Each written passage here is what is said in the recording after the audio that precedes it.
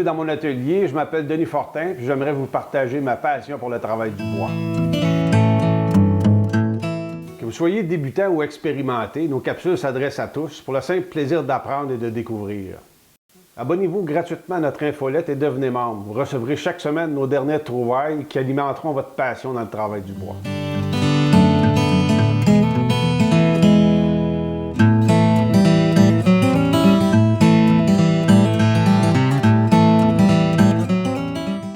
Un autre mythe que je vais entendre à l'occasion, c'est ma lame à coupe-croche. En théorie, une lame qui est montée sur un axe va couper droit. Habituellement, ce n'est pas la lame qui est fautive. Ça pourrait arriver, là, mais c'est assez exceptionnel. Habituellement, c'est les guides de coupe qu'on utilise pour pousser le bois dans la lame là, qui sont fautifs.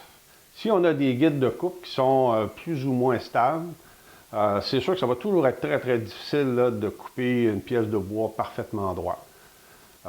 Tandis que si on travaille avec des guides de coupe très précis, très bien ajustés sur notre plateau de travail, on va toujours arriver, dans la grande majorité des cas, à faire des coupes là, très, très satisfaisantes. Souvent, la coupe défectueuse aussi peut être une question d'affûtage. C'est sûr que c'est très important d'avoir des outils qui sont parfaitement affûtés. Un peu comme, si on peut s'imaginer facilement un ciseau à bois. Si j'ai un ciseau à bois qui est émoussé, j'essaie de couper le bois avec ça, ça va toujours être difficile d'avoir un beau résultat. Et à l'inverse, si mon ciseau à bois coupe parfaitement, je vais être capable de faire des coupes là, excellentes.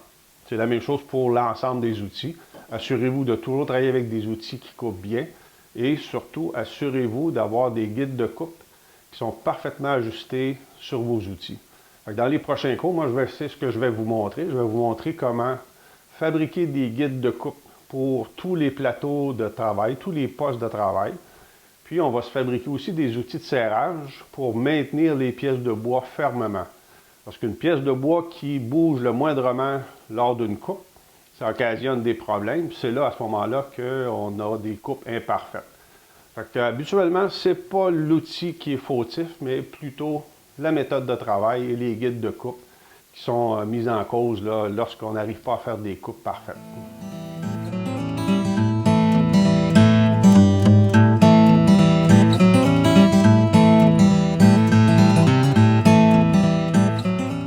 Continuez à alimenter votre passion du bois avec nos cours en ligne qui s'adressent à tous. À partir du niveau 1, pour s'initier au travail du bois et faire ses premiers pas, ou au niveau 2, pour découvrir des méthodes et des guides pour faire des coupes précises à la portée de tous, en passant par, au niveau 3, les techniques d'assemblage pour réaliser des ouvrages durables et esthétiques dans le respect des traditions.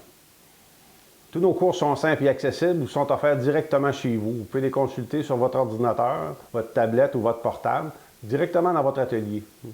Chaque étape est accompagnée de vidéos pas à pas et de plans détaillés pour vous permettre d'apprendre à votre rythme et de réaliser facilement chaque étape de projet.